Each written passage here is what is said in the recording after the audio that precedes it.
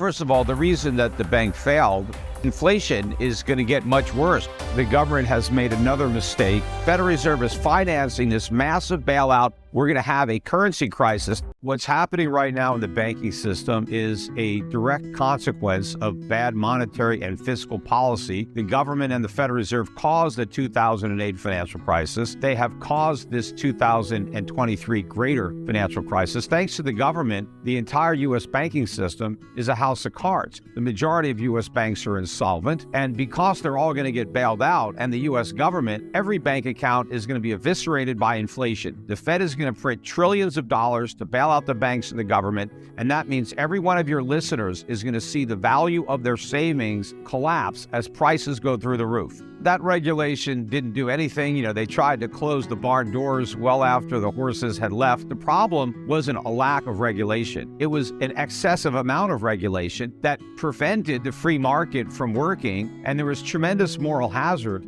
And by the way, U.S. banking regulations encouraged banks to load up on government debt, mortgage-backed securities, and the Federal Reserve gave them no choice by keeping interest rates at zero for over a decade. Well, of course, it's a massive bailout, and we shouldn't even have an FDIC. We had a much sounder banking system before we got the FDIC during the New Deal. But now it's a much bigger moral hazard than ever before. And sure, the cost of deposit insurance is borne by the customers of the bank. It's passed on like any cost. But the real damage is the moral hazard that it does, because Americans don't give a damn about the risks that the banks take. They just put their money anywhere because it's all guaranteed by the government. What we need is a free market to ensure that the banking system is sound. But thanks to the government, it is completely unsound. As I said, it's a house of cards. It's a leveraged mess. The whole thing is going to implode. But what's going to happen is the Fed is going to bail out the entire system. And so you're not going to lose your money. The bank is going to have your money. The problem is your money is going to lose its value. So you can get your money out of the bank, but you won't be able to buy anything with it. Well, if most people don't leave much money in the bank, take it out, buy yourself some gold, silver, do something. But you're going to lose dramatically if you have cash. If you have a deposit in the bank, it doesn't matter if the government insures it or not. They don't insure you against inflation. In fact, they have to create inflation to bail out everybody else. But at this point, it's too late to do the right thing. They should have done the right thing 20 years ago, 12 years ago. I don't see any precedent in the U.S. government doing the right thing. Every time they get a chance, they do the wrong thing, and that includes the Federal Reserve. So you've got to protect yourself from this incompetence. Majority of Americans, as I said, are going to get wiped out by inflation. Now, the government is going to try to blame inflation on the private sector, on the greedy businessmen who are jacking up their prices, or they try blaming it on Putin. But the sole source of all inflation is the U.S. government. It's the government that spends the money and the Federal Reserve that prints it. These massive deficits that we have under Biden, but we had them under Trump, we had them under Obama.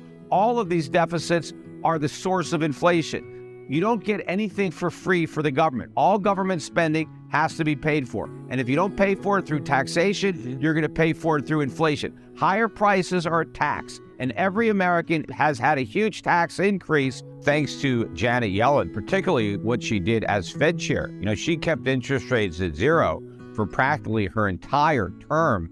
That's the reason that we had such a big bubble, those low interest rates and quantitative easing, and she was part of that. That's why all these banks are loaded up with now underwater long-term treasuries and mortgage-backed securities. So the banking system is a house of cards. It couldn't be less sound, and partially Janet Yellen is to blame for the current state of affairs. Peter, we're really grateful for your analysis because you often give us a lot more background and context. When it comes to the nearly 0.5% decrease in the CPI, what does that actually tell you about the state of the economy? Well, as I said, the economy is literally a house of cards. It's imploding, but inflation is going to get much worse because the Fed has already returned to quantitative easing. Whether they admit it or not, the way they are bailing out all the banks is by printing new money and adding it into the economy and taking on mortgages and government debt onto their already bloated balance sheet. So the Fed's balance sheet is going to go up, the money supply is going to go up, and that means consumer prices are going to go way up. And in fact, when President Biden is trying to tell everybody that they're not going to have to pay the costs of the bank bailout, he's lying. They're going to pay the cost through higher prices.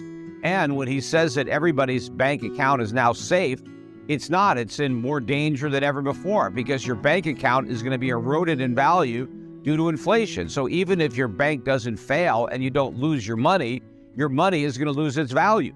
Well, first of all, the reason that the bank failed because of the artificially low interest rate and QE environment that the bank operated in for a decade.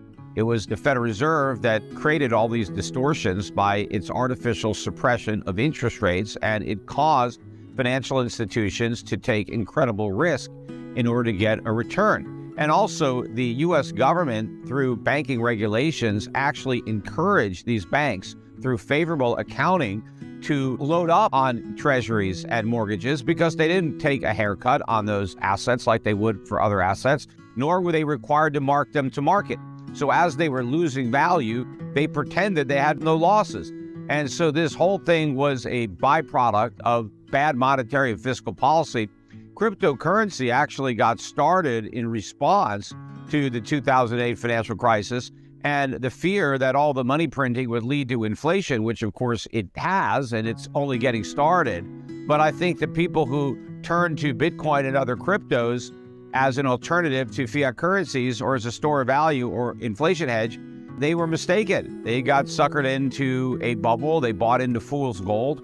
And I think there's a lot of money that's going to be lost in that space. And a lot of companies that are operating in crypto and blockchain are going to lose a lot of money. Unfortunately for Silicon Valley Bank, they were banking a lot of those companies. And that was also another problem that they encountered. And other banks that have made loans to crypto-related companies and other tech companies for that matter, these loans are going to go bad because these companies have no profits. In fact, they have huge losses. Yes, once again, the government has made another mistake in a long line of mistakes. It's because of the government that Silicon Valley Bank was in the position that it was. The reason it owned so many long-term, low-yielding U.S. Treasuries and mortgage-backed securities was because the Fed kept interest rates at zero for so long. And the reason that it chose those assets was because bank regulators kind of push banks into Treasuries and mortgage-backed securities because they give them favorable accounting treatment. They don't have to take any haircuts. They don't have to mark them to market. So the government created the problem, and now they're creating a bigger problem with the bailout because this is going to cost Americans a lot of money, not because their taxes are going to be raised, but because the Federal Reserve is financing this massive bailout by creating even more inflation. So Americans are going to pay for this at the supermarket, at the gas station. Their cost of living is going to go way up. If you thought inflation was bad last year, it's about to get a whole lot worse. Well, what you want to have is companies that do well in an inflationary time period with rising rates. We're going to be in that for the balance of this decade and maybe longer. So you want to have companies that have real earnings right now, not in the distant future, that pay good dividends, and importantly, that sell products and services that consumers need to buy.